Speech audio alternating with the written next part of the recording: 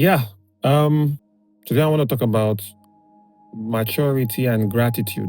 I've come to know that maturity is not about age, but instead, maturity is how you think, maturity is how you communicate, maturity is how you value what you have. You see, now when I was a child, I thought the world was like Disneyland. You see, I believed everyone had similar experiences and could get their dreams easily, right? When I was a child, I did not understand why people gave testimonies for safe childbirth. I thought every woman delivered safely, because that was what happened with the families around me where I stayed growing up, right? When I was a child, I thought bad things only happened to people who did wrong. Bad things only happened to bad people.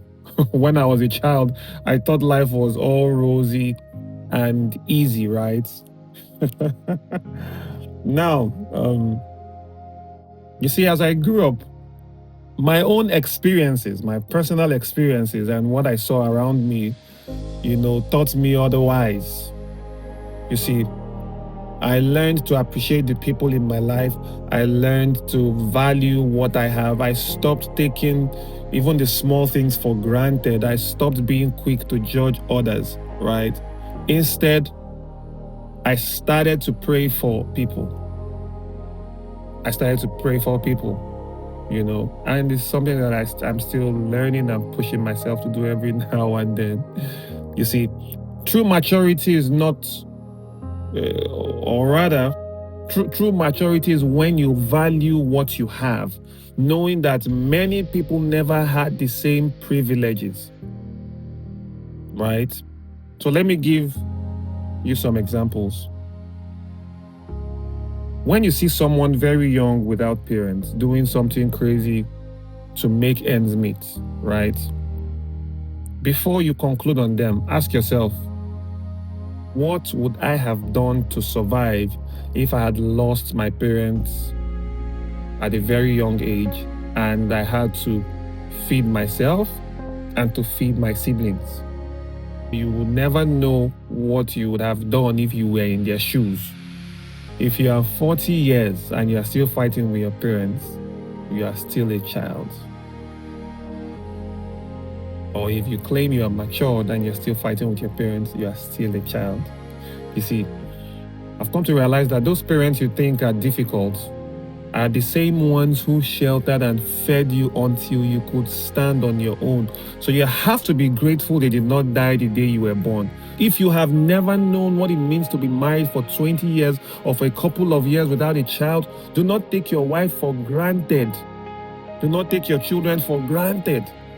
Do not wait until you are over 60, lonely and full of regret before you wish you had built a strong relationship with your family, with your spouse, with your kids, with your siblings. I could give you many more examples. But I'm sure you get the point. Now, people often say experience is the best teacher, right? But I've come to realize that it is wiser to learn from people's painful or past experiences. It is wiser to learn from people's experiences. That's why we have books to read from. So it is wiser to learn from people's experiences. Avoid their mistakes so that you can create a better life and become an example for others to learn from. Be kind. Often people are fighting battles you know nothing about. Give them the benefit of the doubt and keep praying for them. Every day I hear of stories that are sad from other people. I hear of sad stories from people, right? Those stories now make me value what I have even more. You see, until you see everything you have as a privilege, until you see everything you have as a privilege, you will be tempted to take it for granted, and regret often comes too late. So, if you have your parents alive, treat them well. Call them, check on them. I too would improve on this. But call your parents if they're still alive. Call them to check on them.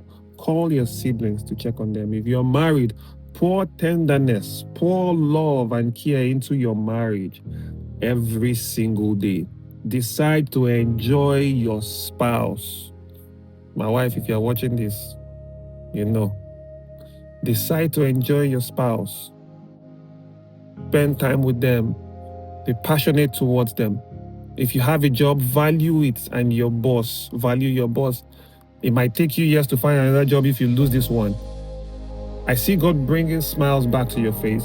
I pray that you will be filled with gratitude, and for anyone experiencing loss or pain, may God comfort and restore you. I pray God gives us eyes to see the blessings we have before they become things we once had. I pray God teaches us to value people and to live with maturity and gratitude in the name of Jesus.